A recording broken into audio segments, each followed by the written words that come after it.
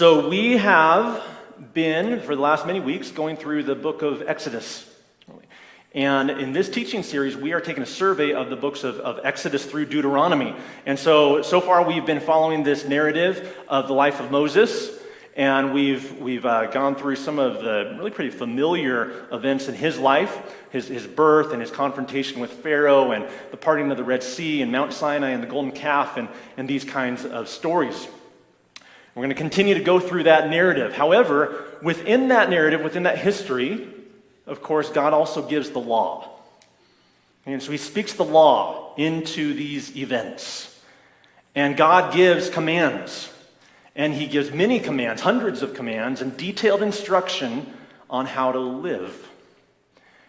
And so, starting today, we are going to not only continue to go through that narrative and trace that storyline of how Moses leads the people across the desert out of slavery and to the promised land, but we're also going to take a look at the law itself and a little bit more of a theological treatment of the law.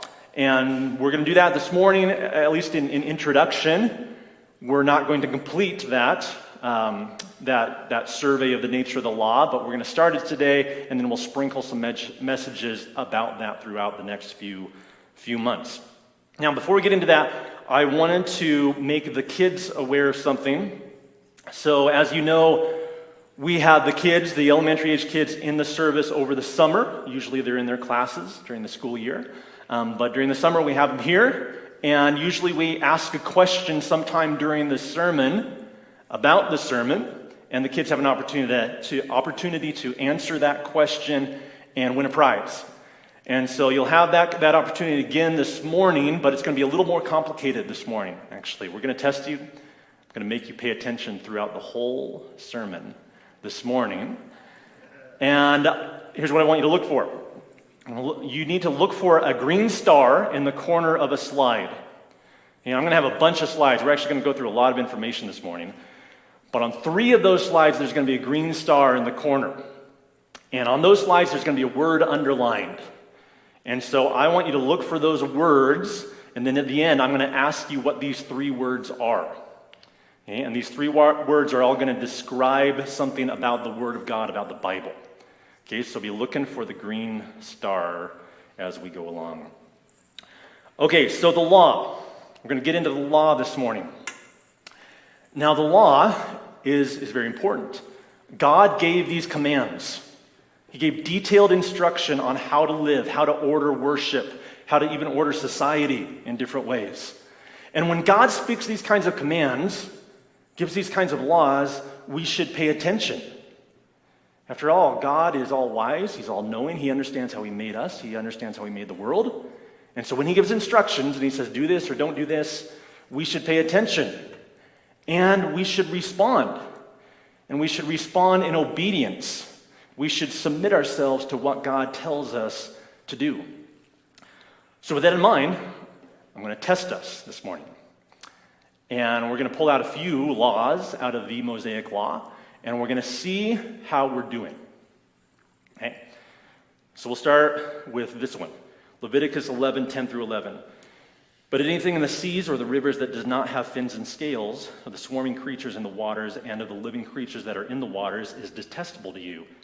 You shall regard them as detestable. You shall not eat any of their flesh, and you shall detest their carcasses. So if you're eating your shrimp cocktail, you are disobeying this law. Okay, let's keep going. Let's give you a couple more. You shall not make any cuts on your body for the dead or tattoo yourselves. I am the Lord. So all of you with tattoos, I've seen you. Okay? You're disobeying this law. Next, Leviticus 19:19. You shall keep my statutes. You shall not let your cattle breed with a different kind. You shall not sow your field with 2 kinds of seed. And here's the kicker. Nor shall you wear a garment of cloth made of 2 kinds of material. Okay, so you can check the tag in the back of your shirt, or do it for your neighbor. Introduce yourself first. And if you have a cotton polyester blend, you are disobeying this law. And I get the impression that I am looking at a room full of lawbreakers right here. And in all seriousness, is that okay? Is it okay that we disregard these laws that God has given? After all, we are a church who has a high view of the Bible. We believe these are God's words. And God is all-knowing and all-wise. He had intention in these laws. So is it okay that we just kind of set them aside and disregard them? Or what's more, there are bigger questions related to this also. There's a large conversation in the Christian world, even today, about how much we should or shouldn't use the Mosaic law as our pattern to order society and to order justice. How much should we use the law to structure our institutions here today? There's also the apologetic question. A skeptical, unbelieving world knows about these laws, actually, as well. And they challenge us with them. And they say, how can you obligate me to follow some of the rules in your book when you don't follow these yourself? Okay, so there's this important question that the world is asking the church, and the church needs to respond to well. So, how do we do that? Well, we're going to try to respond to it today, at least begin to. Again, this is a bit of an introduction. We're just giving a primer on how to view the law. I want to read Deuteronomy 30, 11 through 14. It says, "For this commandment that I command you today is not too hard for you, neither is it far off. It is not in heaven that you should say, 'Who will ascend to heaven for us and bring it to us, that we may hear it and do it?' Neither is it beyond the sea that you should say, 'Who will go over the sea for us and bring it to us, that we may hear it and do it?' But the word is very near you. It is in your mouth and in your heart, so that you can do it." And this passage is repeated in the New Testament also, in the book of Romans. And it's saying that the word, even the law, is accessible.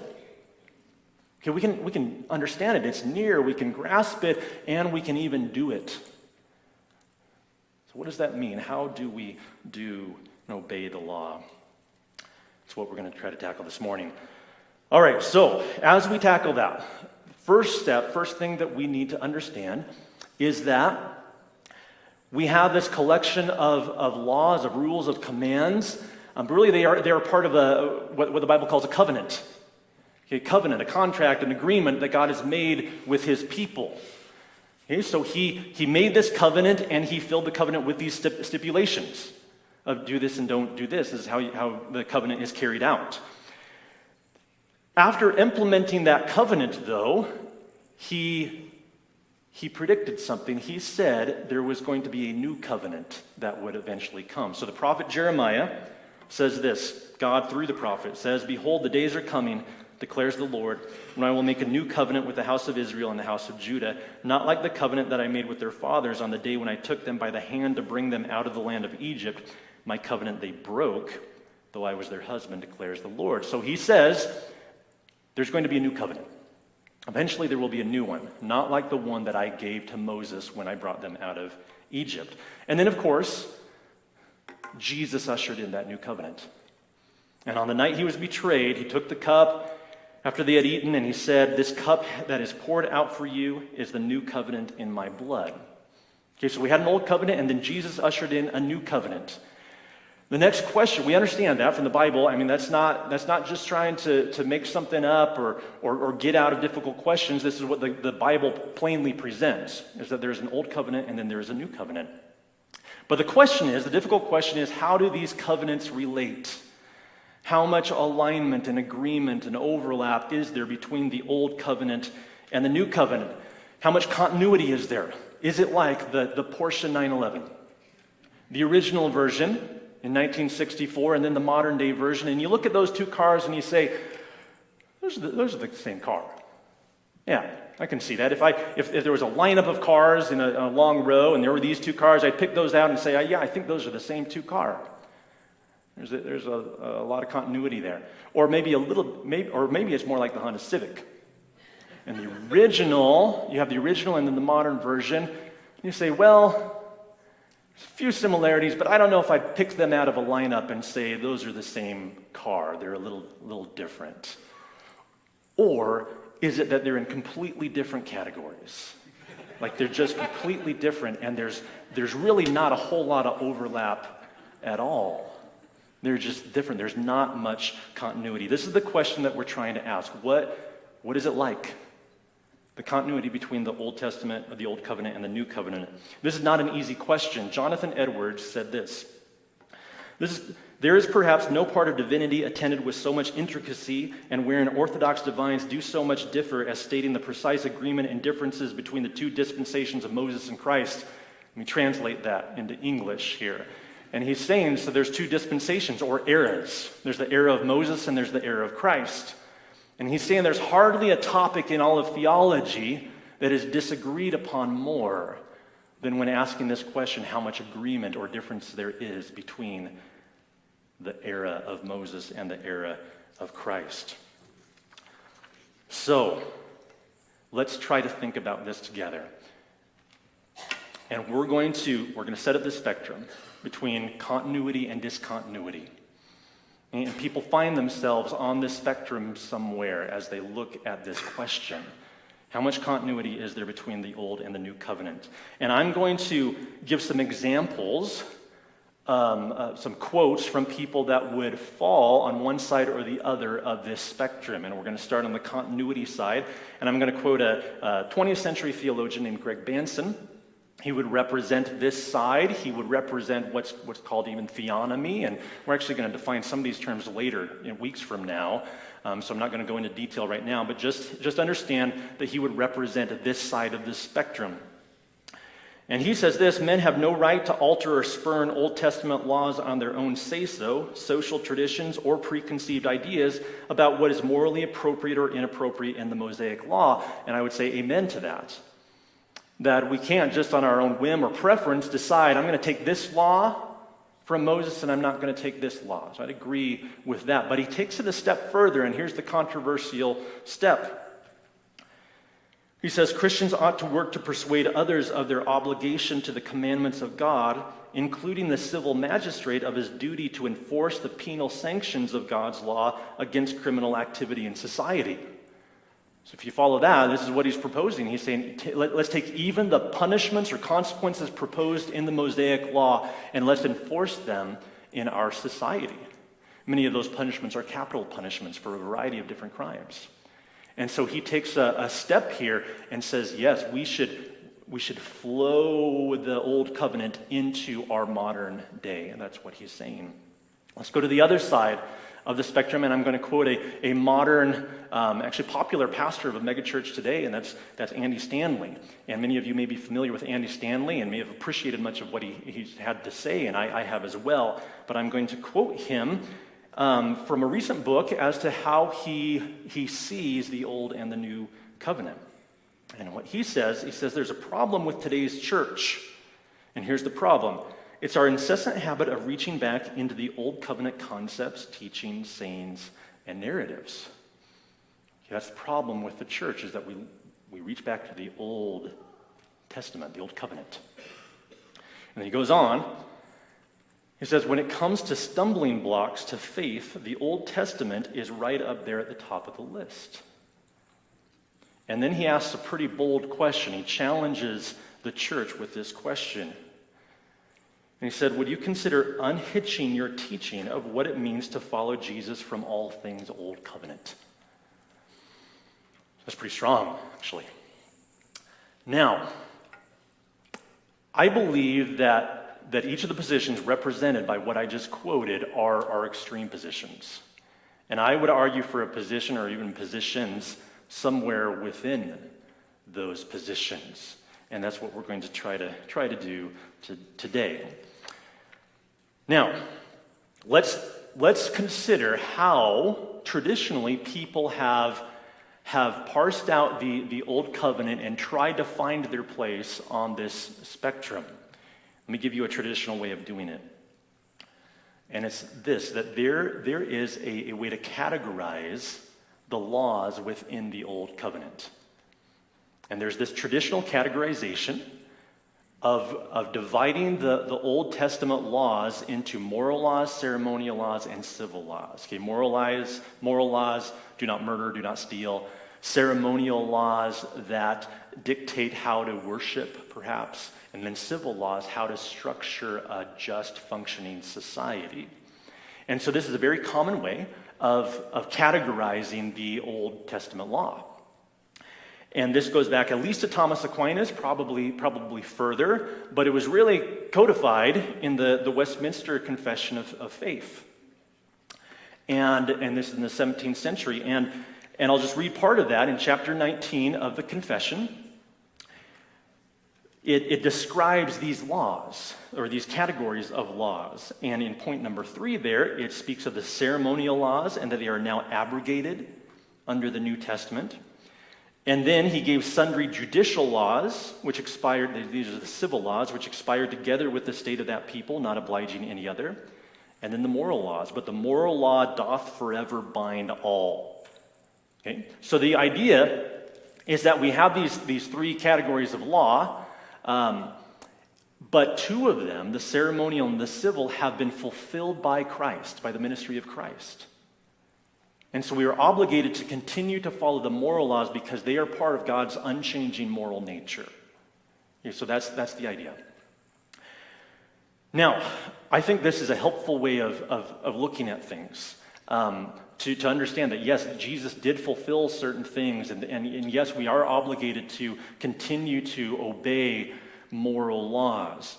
However, there are a couple problems, at least, with this, or some issues with thinking about things in this way. First of all, the Bible itself doesn't explicitly define these categories. And so it's not like the Bible says this is a moral law, and this is a ceremonial law, and this is a civil law. And so that should give us a little bit of pause. Secondly, sometimes it's difficult to decide which bucket a law should go in.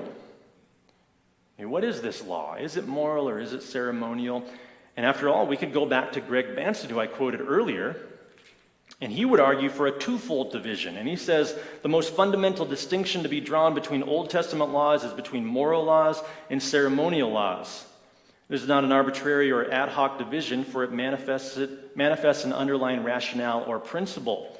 And so he's arguing that, well, those civil laws, they're actually wrapped right into the moral laws. Civil laws are a way of expressing God's morality. And so really there's only 2 categories here.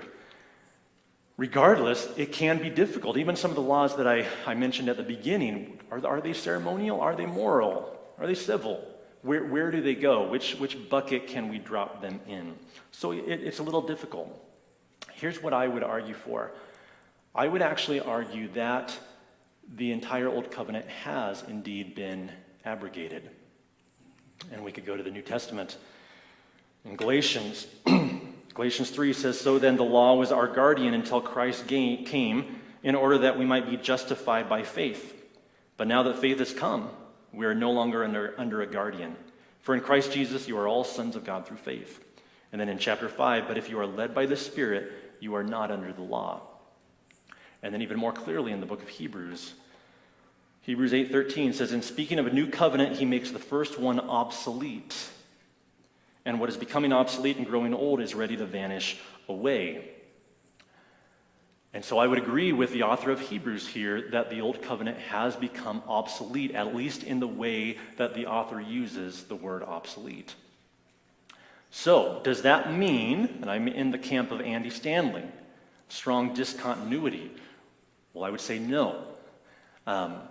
Yes, the Old Covenant has been abrogated, and yet I still believe in this passage, 2 Timothy 3, that all Scripture is breathed out by God and profitable for teaching, for reproof, for correction, and for training in righteousness, that the man of God may be complete, equipped for every good work. All Scripture is profitable. Okay? That includes everything written in the Old Testament, whether it's about shellfish or mixed materials in your garments, it's all profitable. Okay? So how do we fit this together? Well, let's try to think about this. What do we do with all these laws? We have this collection of Old Testament laws. And I would propose maybe thinking of them in some different categories than what we mentioned before. Let me go through a few categories that we can divide these laws up into. First of all, there are some laws that are explicitly renewed in the New Testament. And there's a whole bunch of these. For example, 1 John 5:21 says, "Little children, keep yourselves from idols." So the Old Testament says don't have idols, and the New Testament says don't have idols. Okay, so they both say those same things, and there are lots of laws like that. There are lots of those moral laws that come from God's unchanging moral nature that are simply renewed explicitly in the New Testament. Even 9 out of the 10 commandments are explicitly renewed in the New Testament. The one that's not is the Sabbath command. That's another can of worms, and we're actually going to take a whole Sunday and talk about the Sabbath in a few weeks. But a whole bunch of these commands in the Old Covenant are simply restated in the New Covenant. Okay, they're part of both. And there's another category of laws that are explicitly negated in the New Testament. And by the way, going back one, actually, I wanted to mention, there are some laws that are explicitly renewed in the New Testament. This probably also includes even categories of laws. Sometimes the New Testament will give a command about a certain area of life, but not go into a lot of detail about that. But it alludes to or refers back to the Old Testament for more definition of what is meant by that command. Okay, so sometimes even categories are renewed. But some laws are explicitly negated in the New Testament. For example, the food laws. So Jesus said in Mark 7, "And he said to them, then are you also without understanding? Do you not see that whatever goes into a person from outside cannot defile him, since it enters not his heart but his stomach and is expelled? Thus he declared all foods clean." Okay, so that's what Jesus did. When he ushered in the new covenant, he declared all foods clean. So you can eat your shrimp cocktail and your bacon. And Jesus allowed for that. So some are negated. And even when they're not explicitly negated, some are not carried out in the New Testament church. For example, in 1 Corinthians 5, Paul is addressing a situation where there was a man in the Corinthian church who committed gross sexual sin. And Paul addresses him, and then in verse 11 he says, "But now I am writing to you not to associate with anyone who bears the name of brother if he is guilty of sexual immorality or greed or is an idolater, reveler, drunkard, or swindler, not even to eat with such a one." So there's actually a pretty stiff penalty here. This man who has committed this awful sin is removed from the fellowship of the church.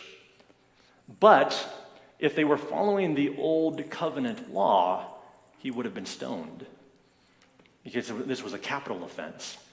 But Paul does not encourage the church to carry that out. Okay, so some are renewed, some are negated, but then there's the rest of them. What about the rest that aren't addressed one way or the other in the New Testament? This includes our whole garment mystery. What about these? Well, we are not obligated to obey these laws. However, they are profitable. And I believe that although we are not obligated to directly obey the specific law, there certainly is a principle or a purpose behind that law that reflects something of God that we can certainly use in application in our own lives. So, what we can do is we can understand the specific purpose of the law. We can extract the timeless principle or characteristic of God that influences the specific purpose, and then we can apply that principle to our present situation. Okay? So we can think of this in a few different ways. Let me give a little bit of an analogy. There's a rental lease. So this is a covenant that we're a little more familiar with. We're not familiar with that many covenants, but here's one. We have a rental lease. So before I bought a home, I rented a few different residences. And in those leases, I had various rules. 1, you shall not have pets living in this residence. 2, you shall not paint the interior walls. 3, you shall water and mow the lawn weekly during the summer. And so I signed off on these laws. It was part of this covenant that I was under. Now I own a home, or me and the bank, we own it together. And so I own a home, and so I'm no longer under this rental agreement. I don't have to follow these rules. However, I do understand the reasoning behind these rules. And so when it says you shall not have pets, well, I understand they implemented that rule because they knew that pets, there would be more wear and tear on the property. And so they didn't want to deal with that. And they probably gave me a discount on the price for that. But I understand the reasoning behind that. So I can take that reasoning into my current situation and consider the wear and tear on my own residence and decide whether or not I want to have pets. Similarly, the other ones, the last one, number 3, well, I still do that one. Okay, I still water, or my boys do actually. Now I can just sit there and watch them mow and water my lawn. But we mow, we take care of our yard because that was a principle that carries through. And I'd say, yes, that's an applicable principle, and that applies to both situations. Going back to the Old Covenant, let me give you an example of this, the example of the parapet. So Deuteronomy 22:8 says, when you build a new house, you shall make a parapet for your roof, that you may not bring the guilt of blood upon your house, if anyone should fall from it. Now again, I assume very few of us have built a parapet around our roof. But we certainly understand the reasoning behind it. And especially at this time, when everybody had flat roofs and people were entertained on top of the roof, so you built a wall around it so people wouldn't fall off. It was the loving thing to do, to protect those that you were hosting. Likewise, when we host people, we are concerned about their safety and their well-being, and so we apply the principle behind this, even though we are not required to obey it specifically and directly. Okay, now a quick side note. Our discussion doesn't mean that all the new covenant commands are completely flexible and culturally dependent. Because I think this is where some can go, where you say, okay, those old covenant commands, they were for a certain situation, for a certain people, so they were flexible. So these commands are probably flexible too. And I say, no, we are under a new covenant. And we still are obligated to obey and follow whatever is written in that new covenant as well. Okay, so all that said, that was my introduction. Okay, now let me just in our remaining time make a few more comments, because now I want to describe some of the purposes of the Old Testament law. The Old Testament purposes, because I'm arguing here that in many of these laws, although we are not directly obligated to obey them, there are purposes behind them that are profitable for us. Okay? And so we need to understand some of those purposes. Now, I'm going to go through a few of them here quickly. Now there are lots of purposes, and specifically I'm talking about Old Testament purposes. I'm talking about purposes for the people that the covenant was given to here. So I'm going to share a few, but I'm going to share purposes, not all of them. I was trying to come up with a list of purposes, and I came up with at least 10. We're not going to go through all of those, but I did want to highlight a few that I think we don't necessarily think of right away, and these are specific ones that help us understand some of those confusing commands. Okay, so that's what I'm going for. So these aren't even necessarily the most important purposes or an exhaustive list, but I think they will give us understanding as we continue to go through the law in the upcoming weeks. Now, before I list these purposes, I'll just say the overall purpose of the law is love. And Jesus said that, and Paul said that.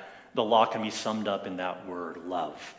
But there are some sub-purposes, and let me give you a few of those. Number 1, to set apart a distinct people. To set apart a distinct people.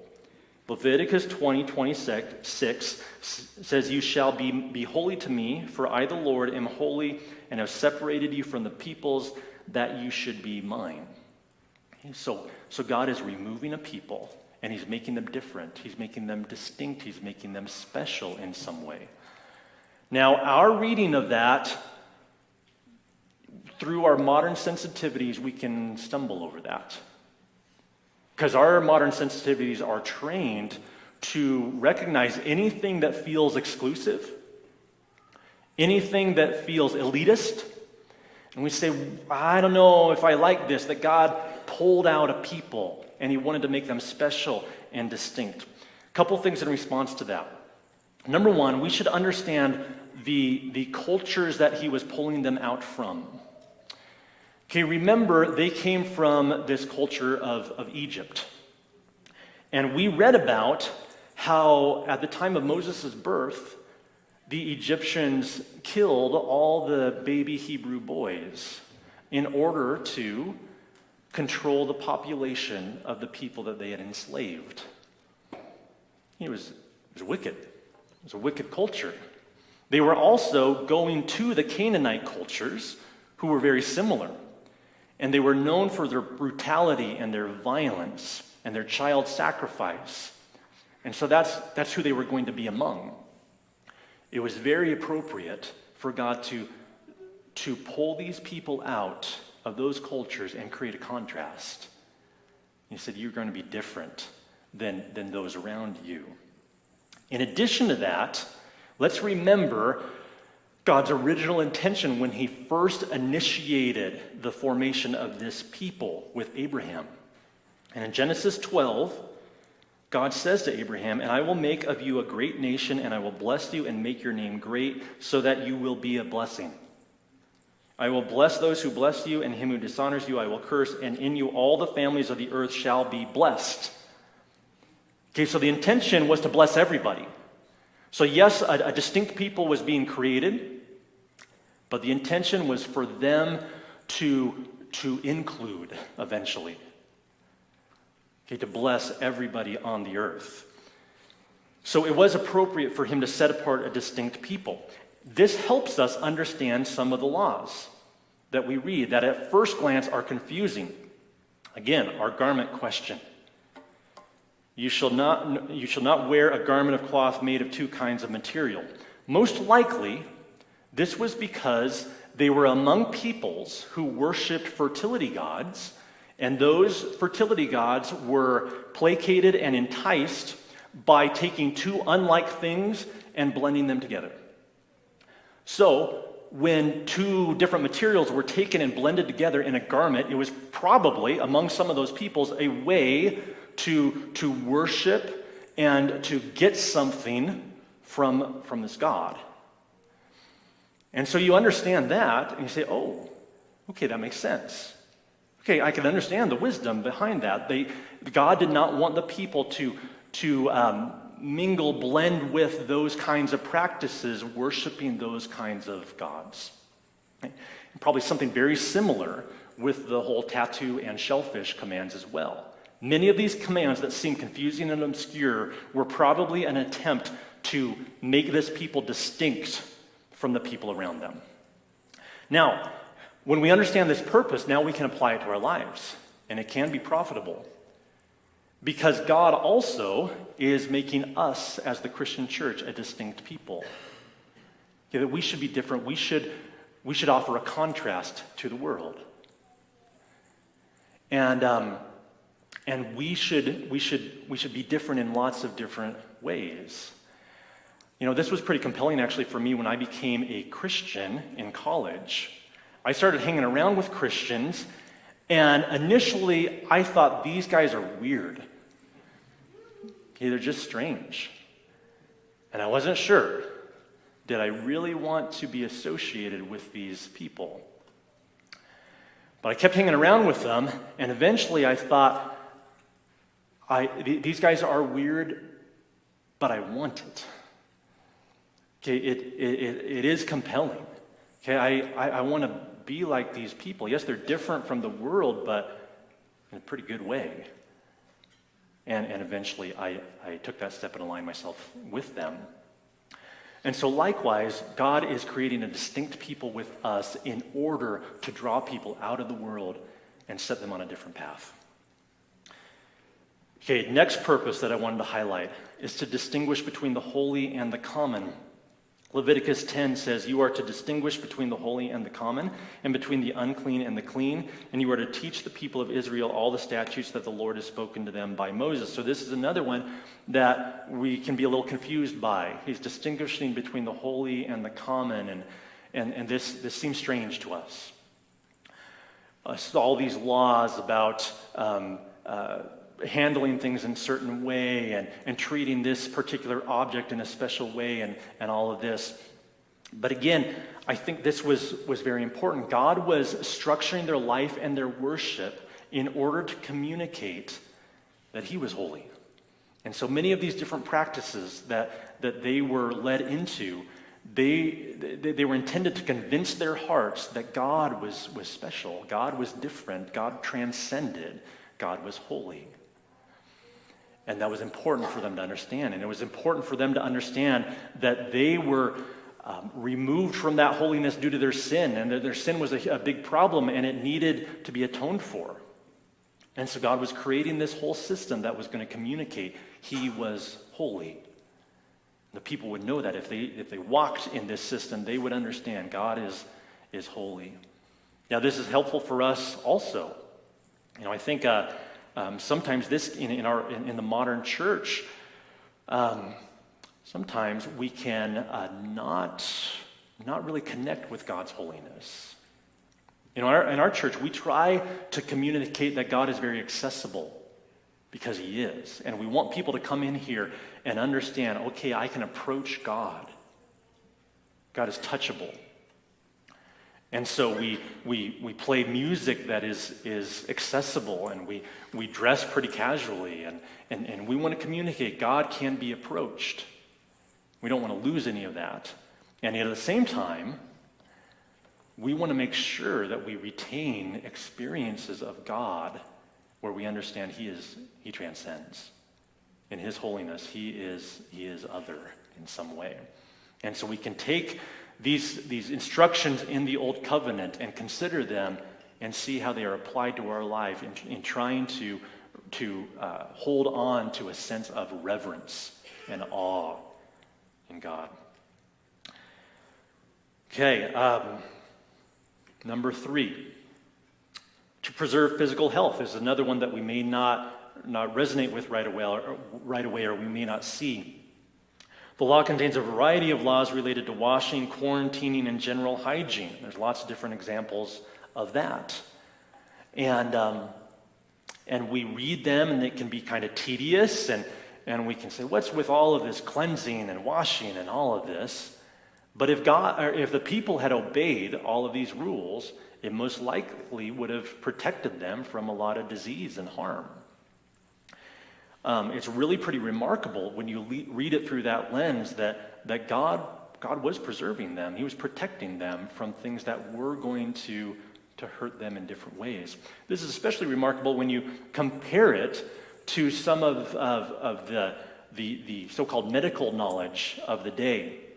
I'm going to read a little bit from the Ebers Papyrus, dated at approximately 1550 BC, around this time. It describes Egyptian medical practices that the people would have grown up with, including the following remedies. Remedy for hair growth in a bald man. Pay attention, some of you. The head of the bald man should be anointed with a mixture of the following: the fat of a lion, the fat of a hippo, the fat of a crocodile, the fat of a cat, the fat of a snake, and the fat of an ibex. Okay, number 2, a remedy for a headache. Boil the skull of a catfish and anoint the head with it for 4 days.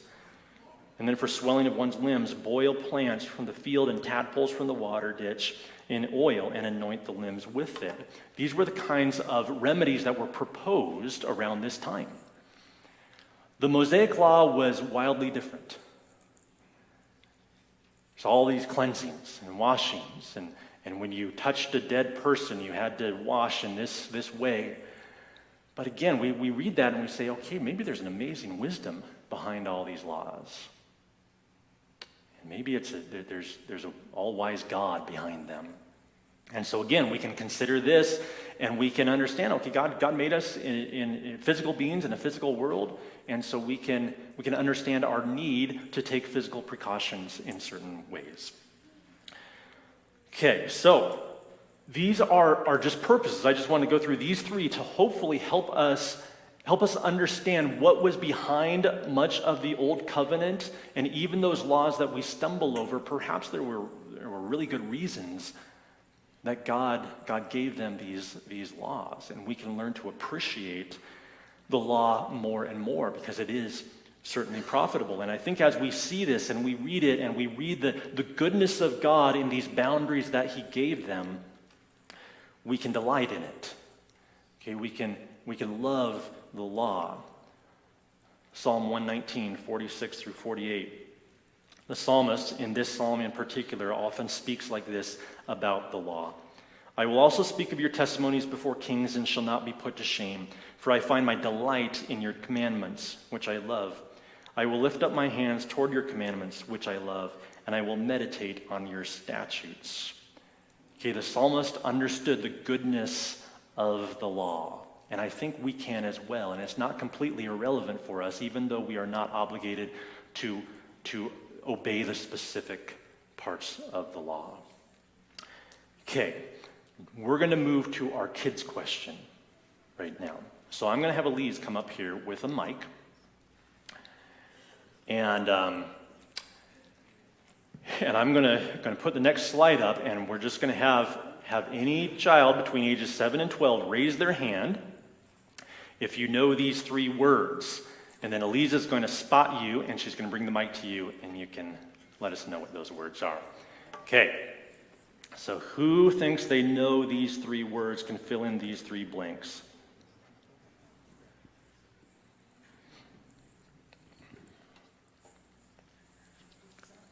I'm Decker Martin, and the three words are near, profitable, and delight. There you go. Nice job. All right, we got a prize. We got a little game and a Dairy Queen gift card for you. There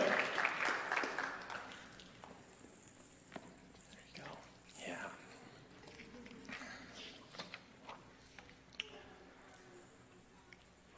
All right. Okay, so band, you can come on back up now.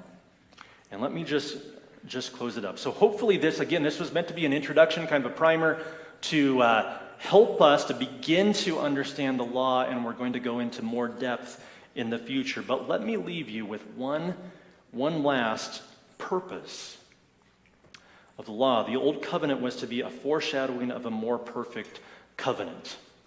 Okay, and this is, in addition to the purpose of love, this is a main purpose of the covenant. We read the Old Covenant, and we can, I believe, see the goodness and the application in it.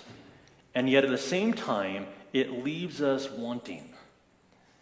And we also recognize that it's not quite complete. Maybe hasn't been perfected yet.